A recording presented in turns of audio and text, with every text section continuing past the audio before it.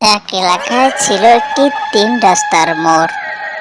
সেখানে কিছু শয়তান এবং ভূত পেত্নী বসবাস করত, কিন্তু তারা ওখানে থাকতো না। তবে একটি ভূত সবসময় ওই জায়গায় থাকতো। ঠিক এক সময় এক মহিলা, তার ছিল একটি ছাগল। ছাগলটিকে ঘাস খাওয়ানোর জন্য সেই ৩ রাস্তার মোড়ে নিয়ে গেল এবং সেই ভূতটি সেই ছাগলটিকে দেখে বলল, ওখানে কি আমার জায়গায় ছাগল দিয়ে ঘাস খাওয়াচ্ছ? আমি তোমাকে দেখে নিব। তুমি এখন আমার জায়গায় ঘাস খাওয়াও। তোমার তো সাহস কম নয়। আমি সন্ধ্যা হোক তখন আমি আসব তোমার সাথে দেখা করতে।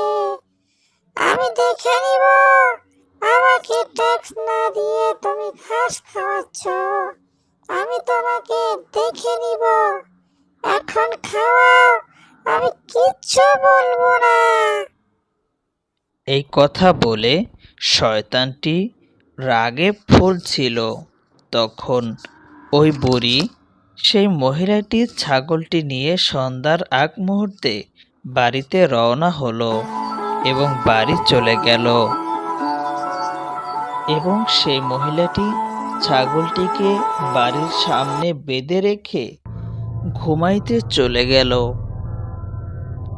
তখন সেই ভূত যখনই সন্ধ্যা হলো, ভূত তার সাথে দেখা করার জন্য চলে আসলো তার বাড়ির সামনে।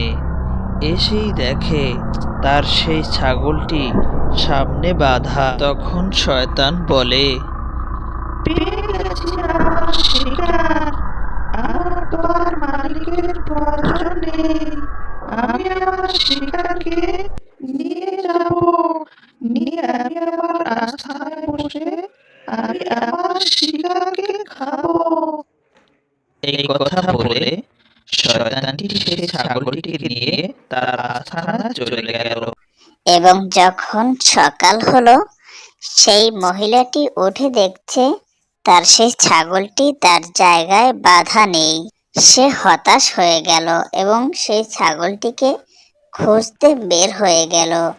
এবং খুঁজতে খুঁজতে যখন কোনো জায়গায় পাচ্ছিল না, তখন হঠাৎ যেই জায়গায় ঘাস খাওয়াচ্ছিল সেই ৩ রাস্তার মোড়ে চলে গেল এবং সেখানে গিয়ে সেই গাছের ছায়ায় একটু বিশ্রাম নিল। তখন সেই ভূতটি এসে তাকে বলে,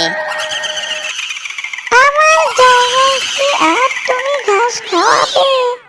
এখন দেখো কি মজা, আমি তোমার ছাগলকে খেয়ে ফেলেছি। হি হি হি, কি মজা। এই কথা বলে রাক্ষসটি চলে যায় এবং হঠাৎ সেই মহিলাটির ঘুম ভেঙে যায়। এই থেকে মানুষগুলো শিক্ষা পেয়ে গেল, শয়তানের জায়গায় আর কেউ ঘাস খাওয়াতে আসেনি। এবং সেই ৩ রাস্তার মোড়ে সেই শয়তানটি থাকতে শুরু করলো। এই ছিল আমাদের ভিডিওটি ভালো লাগলে অবশ্যই চ্যানেলটি সাবস্ক্রাইব করবে।